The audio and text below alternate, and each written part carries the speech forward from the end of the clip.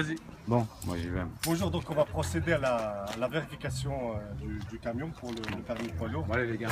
Donc voici les différentes étapes qu'il faut faire pour justement faire correctement les vérifications du véhicule. Alors premièrement, je mets le contact du véhicule. Je vérifie si le voyant, le témoin du frein de parking est bien en place. Donc il est allumé, il est ici. Ce qui veut dire que mon frein de parking est bien mis. Donc mon véhicule est bien immobilisé. Sur ma droite, on a les documents de bord du véhicule. Je reviens sur ce type de modèle de véhicule où on doit avoir un témoin qui doit être allumé si notre cabine est mal verrouillée, ce qui n'est pas le cas étant donné que je n'ai pas le témoin allumé. On peut constater tout simplement que la cabine est bien verrouillée.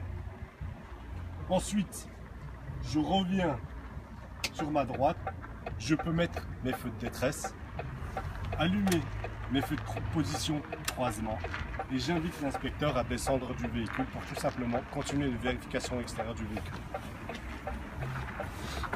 Là, c'est bon, t'as appris. On va procéder aux vérifications vers l'avant. Donc, je me positionne face au camion et je vérifie que l'ensemble de mes feux fonctionne correctement et qu'il n'y ait pas d'anomalie. Ma caisse, elle aussi, n'a aucune anomalie. Mon pare-brise aussi. Et si je me penche, je ne vois qu'il n'y a aucune fuite, donc pas d'anomalie. Il est très important de toujours vérifier et noter qu'il n'y a pas d'anomalie. On va passer donc sur le côté de la cabine. Et pareil, donc l'ensemble de ma carrosserie, pas d'anomalie. Les rétroviseurs, les vitres, le répétiteur, la roue, pas d'anomalie.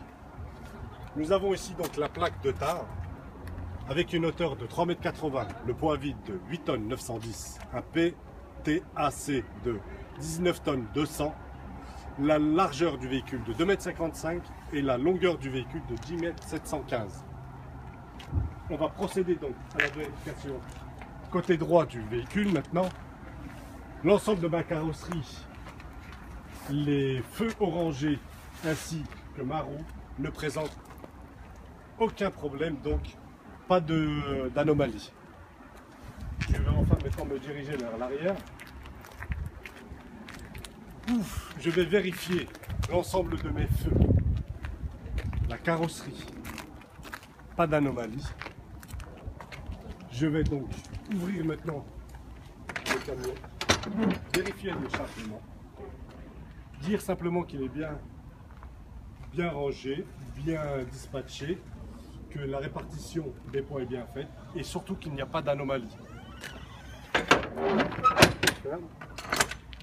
Maintenant, je vais inviter l'inspecteur tout simplement à freiner afin de vérifier et contrôler si les feux de stop fonctionnent correctement. Donc je vous invite à rester ici, je vais freiner et vous allez me dire, je vais sortir ma tête, je vais vous demander si ils fonctionnent correctement.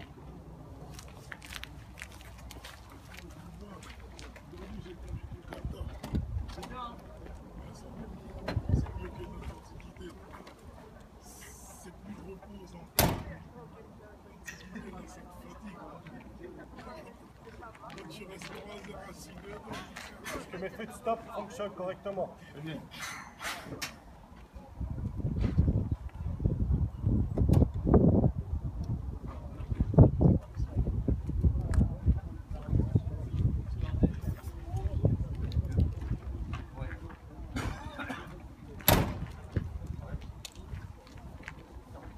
Étant donné qu'on m'a dit que mes feux de stop fonctionnaient correctement, je peux dire qu'effectivement, il n'y a pas d'anomalie au niveau de mes feux de stop. À noter, très important, la descente du véhicule qui est importante dans la posture, qui compte elle aussi un point.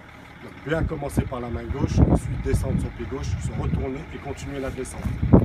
Ensuite, on procède à la vérification de la cabine côté gauche. Donc, au niveau de la carrosserie, de mes feux latéraux orangés, de ma roue, toujours pas d'anomalie. Je vais passer vers l'avant. Carrosserie, l'ensemble de mes verres, de mes rétroviseurs, répétiteur latéral, ainsi que ma roue, aucune anomalie. Pour clôturer, il est très important de dire à chaque fois, voilà, on arrive sur la fin des vérifications. Merci.